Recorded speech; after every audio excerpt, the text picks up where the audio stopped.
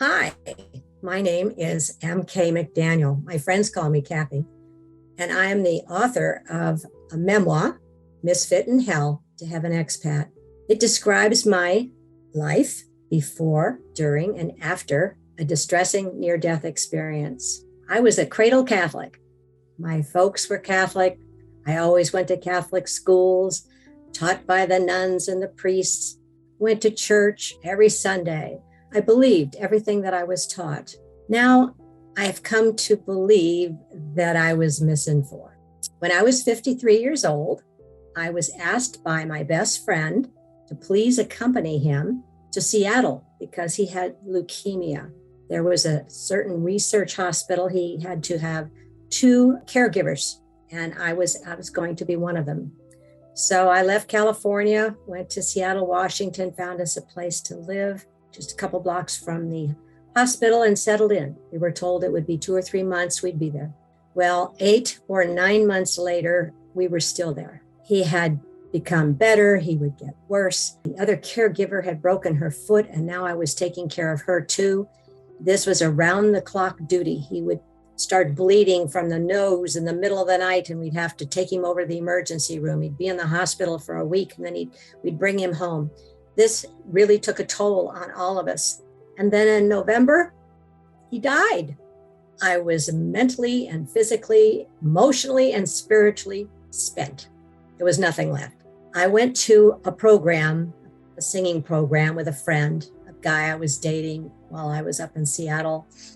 And I caught a terrible flu that was going around, very similar to COVID. That flu turned into pneumonia, which turned into ARDS. That's acute respiratory distress syndrome. I was given a 38% chance of living. I went from being an independent person to being someone on a ventilator, put into a drug-induced coma for 3 weeks. My family all came out from California and Colorado, and they were told I probably wasn't going to make it, but they would try everything they could.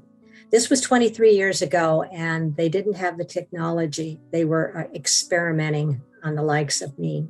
Just before I went out, doctor came in and said, I'm going to give you something called white amnesia, and that's going to cause you to completely forget or not be able to remember anything that will happen to you in this coma while we're doing all these terrible experimental things to you. You'll thank me for it. So I had no choice. I said goodbye to my parents and my daughter and family, and I prepared to just go to sleep. Well, that's not what happened. I don't know when in this 3-week period. It might have been when they told my family that I was not going to make it and they needed to say their goodbyes. I really don't know. But in a drug-induced coma, your spirit can wander. And all of a sudden, I woke up. I became conscious. And it was completely dark. There wasn't a sound. I had no reference as to whether I was sitting or standing. I thought somebody was playing a trick on me and stuck me in a closet. So I just waited. But all of a sudden, there seemed to be a reddish glow in front of me, and it was getting just a little bit lighter. And I thought, good, the sun's coming up. Okay, now I can see where I am and what's going on.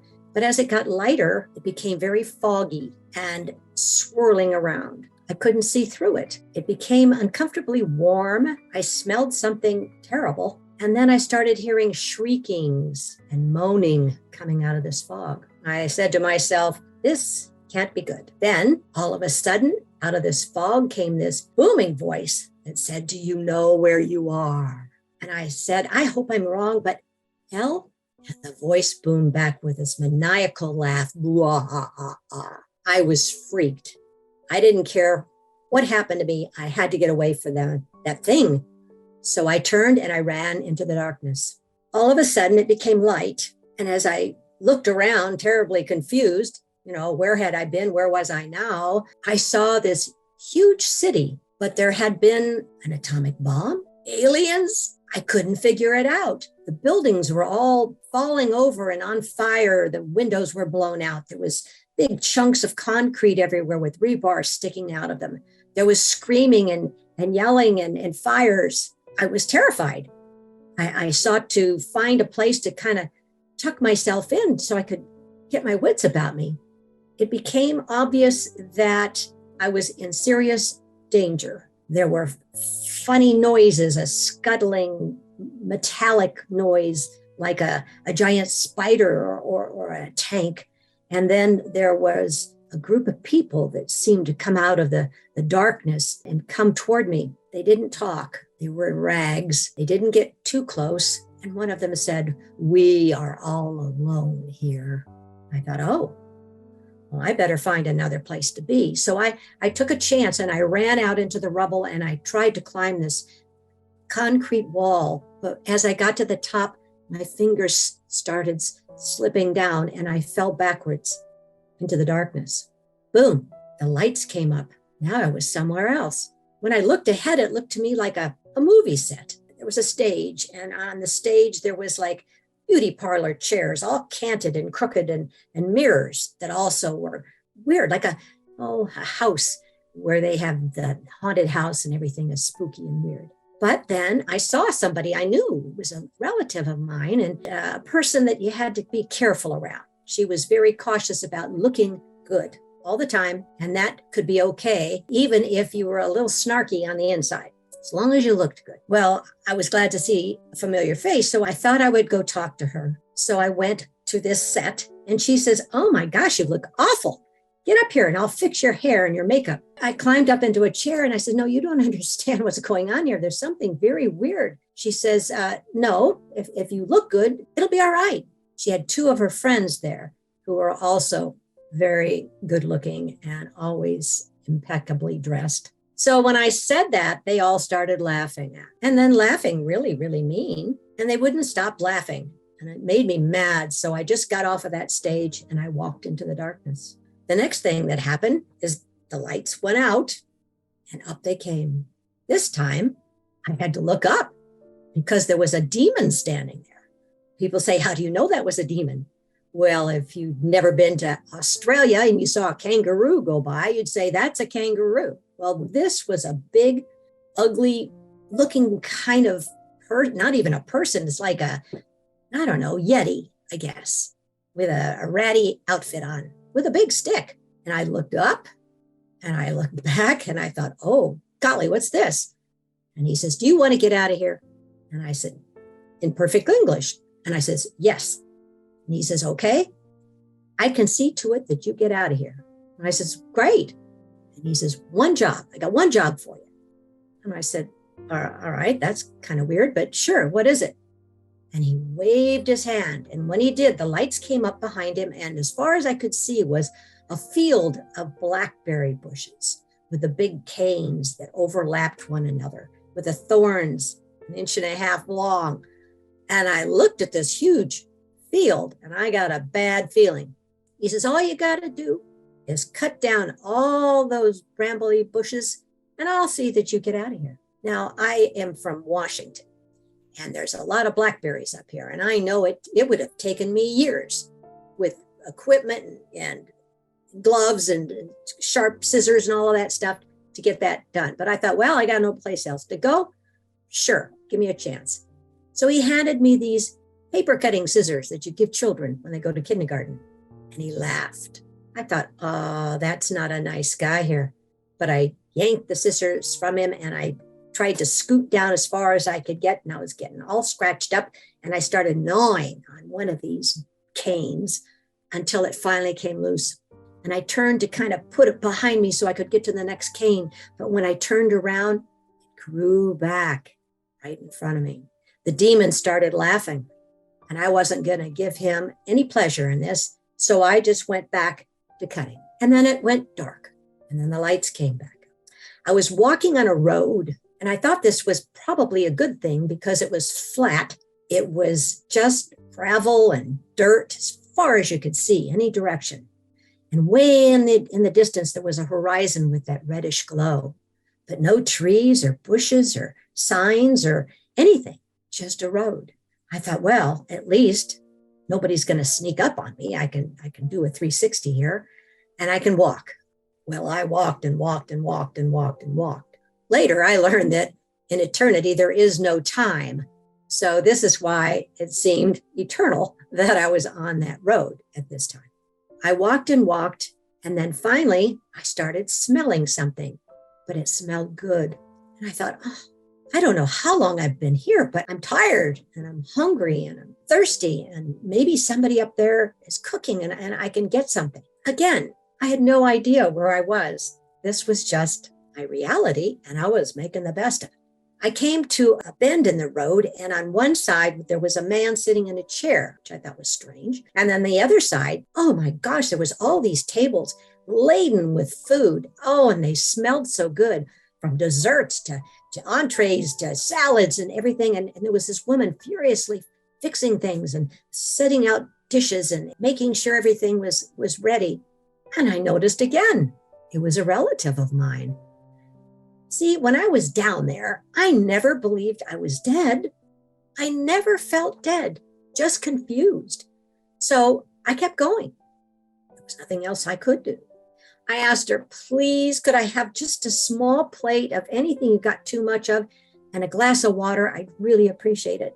She just looked at me like she didn't even know me. And she said, this is for the important people. Well, that hurt. So I just got back on the road and kept going. I walked and walked. At one point, there is no sense of humor in hell, but I had a little bit left. I said to myself, I think I'm on a big treadmill. I don't really seem to be getting anywhere, but I like to walk. This is good. Well, not too long after that, I could see people milling about. And I thought, well, this could be good news. This could be bad news. But as I got closer, I could see that they were limping, dragging their feet and muttering, making growling noises. I thought, geez, this is not going to be good. They had rags on, and the women wore shawls that were ratty and dirty. And I had to go through this crowd of people. I don't know how many were there, maybe 20, to get to the other side of the road. There was no other place to go. So I thought to myself, well, maybe I'll just keep my eyes down and I'll shuffle and they'll think I'm one of them and I can get through onto the other side and keep going. Well, that worked for a little bit. I got about to the middle when they all froze. So did I. Then the women with the hat, shawl things on, they went to the outside of the group and the men started coming toward me. They were growling, muttering some language I didn't understand. And one reached up and punched me in the chest and sent me flying backwards onto my back. Another came by and kicked me. Then they jumped on me and did unspeakable things. When they were through, one of them leaned down in my face and his breath stank and his face was, the skin was falling off. It was rotted. And he says, we all have AIDS. And now you do too. You will not be able to die. You'll just get sicker and worse. That's your fate. Well, then they backed up and a lady came out, a lady demon. She was kind of half person and half demon, not an attractive look. She leaned over me and she says, you're one of us now. Get up. So I had nothing better to do. And I thought, well, at least she'll get me away from these guys. So I gathered what was left of my ripped clothing and I stood up. And by then I'm thinking, I don't know if I'm going to get out of here or not. Along the way, the demons had said, just despair, just give up. You'll never get out. I followed this lady to another group. And this was women like myself who had obviously been through what I had. They had tattered clothing on.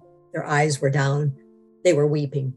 I got in line and she took us to the edge of the forest, and before us was a tundra, ice and snow on the ground, no trees, as far as you could see. She told us to get in line and follow her. And so we did one by one as it started to snow. I thought, wow, how can this get any worse, But it did. And we walked and walked until that snow was chest high. And the expression cold as hell is real. We were freezing. And as we finally got to this cabin, she opened the door and shoveled us all inside and made us sit down on the floor. And I said to her, I've been here a long time, and it just seems to be a particularly depressing, bad energy time. Something I don't know about? And she says, well, it's Christmas on earth, and that's always the worst day in hell. thought, hell, I mean, I had been pushing that thought out of my mind, but to hear her say it, that was the last straw, but I wasn't giving up. I just started singing a Christmas carol, my favorite one, Away in a Manger. I thought, what else can they do to me? I mean, really. So as I started singing Away in a Manger, a crib for his bed, she whirled around and she yelled, shut up, lifted a stick that she had been carrying. The other ladies kind of looked at me and I kept going. The little Lord, and as I got to that part, me and the ladies were singing together, she leapt at me like a spider and I closed my eyes and it went dark. And the light came up, but this time I was infused with his tremendous love and joy and bliss. I couldn't believe it. I felt like every molecule of me was just swimming in this ocean of love, completely saturating me. I was so happy and joyful, and everything that had happened, I couldn't remember. There was nothing but the love. And then as I kind of looked around, seemed like this white light was kind of turning into a cathedral or someplace with white granite walls. And as I looked over straight ahead, there was my friend, the one that had died only a month before. And he looked great. Last time I'd seen him, of course, with a leukemia, his face was all mottled. He'd lost all his hair. His eye was all swollen with infection, but he looked wonderful. And instead of 53, he looked about 35. He had on the sweater I gave him for Christmas. He was so happy to see me. He was just skipping from one foot to the next. And like he really had a lot of things he wanted to tell me. And I was just shocked, but I was so happy. And I thought, oops, he doesn't know he's dead. And I just thought that. But by the way he was laughing, I thought, oh my goodness, he heard me. And if he's dead, then I'm dead. I was so excited. This must be heaven. And I said to him, why are you standing in front of that doorway? And I saw a table over to one side with a great big book on it with it. It was open about halfway.